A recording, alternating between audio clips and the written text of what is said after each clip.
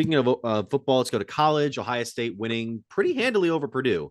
I did see some rumblings in the early parts of the game where people were starting to like not love the way Ohio State was playing, particularly the offensive line. But the biggest thing is that we didn't have anybody in the backfield. We were down to Nobody.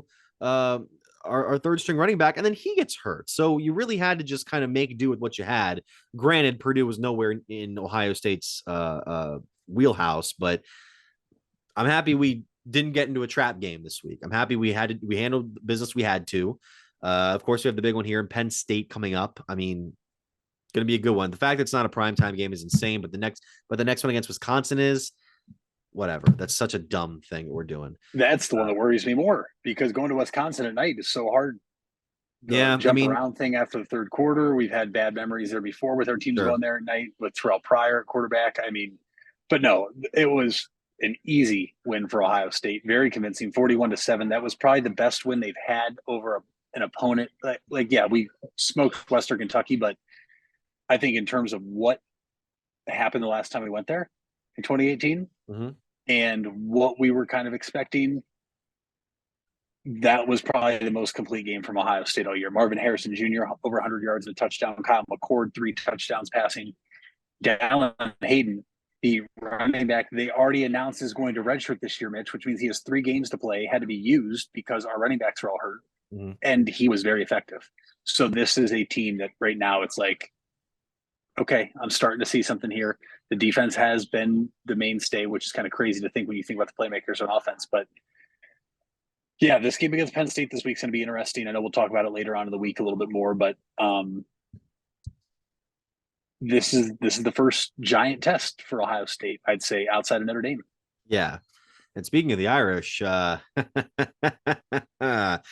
look, I this proves that I think Notre Dame is a better team than people gave credit for. They had a hard schedule this year, but they did their job against this USC team that I don't think is as good as last year. I think we know that now. And because of what happened in out west on Saturday, Washington might be the runaway favorite now in the Pac-12, where it's like Michael Penix might be the Heisman contender now. Well, he's the favorite by far. The game he played against Oregon was sensational. Washington getting that late score late, and then Oregon. You have to wonder what is going through their heads after they go for it on fourth down, Yeah, and they don't get it, and then it was just that easy for Washington to score. But to Notre Dame and USC is not a good football team. They might have the best quarterback that's going to be pro in college football. I think that's safe to say. But Mitch, this is a team for the past number of weeks that was winning and sliding down. Typically, you win, you slide up the rankings. And look, the AP doesn't mean anything. The coaches poll doesn't mean anything because the college football playoff rankings mean the most. So this could be completely different. But I think it says something, the fact that they lost, they dropped 8 spots. They are all the way down to 18 now. This is the team that was 5th, I believe, to start the year. yeah, And they they kept won getting jumped. and they kept falling because none of their wins were impressive. And they kept letting teams hang around. And you saw what happened. I don't think Notre Dame has a great offense. But when you put a team out there that had players capable of making their offense look good, USC has no idea what they're doing defensively. I would be stunned if they are able to win the Pac-12, assuming everybody else on the teams they play stays healthy. Now, if Washington loses Penix, I think that opens a whole can of worms. Sure. If USC beats them, you know what I mean? Same with Oregon and Bo Nix. But, I mean, they play Utah this week. I don't even know if they're going to beat Utah.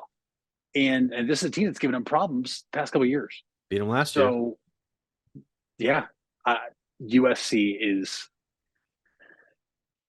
I want to say far away, but it could just be a year away. But I don't see them. That for the first time this year, I think I found a team that I can tell you I don't think they can win at all. I think it's USC. They might have the best quarterback, but the rest of that team, Mitch, is just, there's way too many question marks surrounding that team. Well, because USC's loss was out of conference, they're still 4-0 in the Pac-12. That's first place ahead of 3-0 Washington, and then the only 2 unbeatens left. So we might see a rematch, or we might see a matchup of them in the conference championship. But I think that's more of a hindrance for Oregon's season now, because I don't know if Oregon's going to have the ability to build itself back up for the college football standings and the Pac-12 standings. I mean, not many surprises outside of what we saw there on Saturday. You know, Penn State doing what it has to do. Alabama barely getting by Arkansas, which Alabama just seems like an afterthought at this point of the season.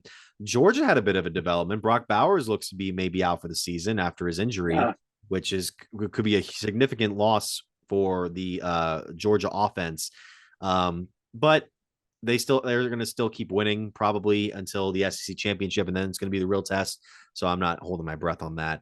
And then really the only thing left was Colorado letting that lead slip Friday night, which I don't. I mean, it's really amazing how the hype has just died down in a couple of weeks from this team could go to the playoff to is Dion going to be out of here by the time his sons get out of here? Too soon to tell. Too soon to tell. We saw his speech. He said the right things. I'm not putting the stock that people are being like, oh, well, the press clippings finally caught up to Colorado. No, that's not. We're not doing that. This team is better. They still got some work to do, but we'll see here in a few years if they can really. It goes back to my point I made weeks ago. This is a team that won one game. This is a team that had absolutely no expectations whatsoever. Yeah. They take the world by storm. They beat the team that lost the national championship last year. They beat other teams. They come back with Colorado State. It's the highs and lows with this team are going to be the highest and the lowest, I think, at anybody else in college football because there was no expectation. So then you win a few games and the expectation's up here. Then you lose. It's like, okay, they're not good, but then they come back and win. It's like the hype, I think, is real. And I do still stand by this. This is going to be the worst team that Dion probably has in Colorado because it's his first year. I think there's going to be a lot of kids that start to go to Colorado, if not transfer to Colorado. And their defense obviously is shaky. We know that.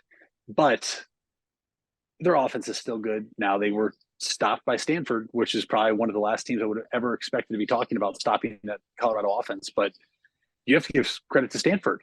I mean, 29-0 at halftime, you come back and win in double overtime. That's remarkable. And now this is going to tell you, I think, about what type of coach Dion is and how he can get his players to rally around him because this is a team now. Yeah, college football playoffs probably out of the picture, but there's still a lot to play for, right? You still want to go get a bowl game, but you don't want to just get any bowl game. You want to go get the best bowl game you can possibly get. And we're going to see what type of team they have to rally around this after what was one of the most brutal blown leads we've ever seen in college football. No kidding.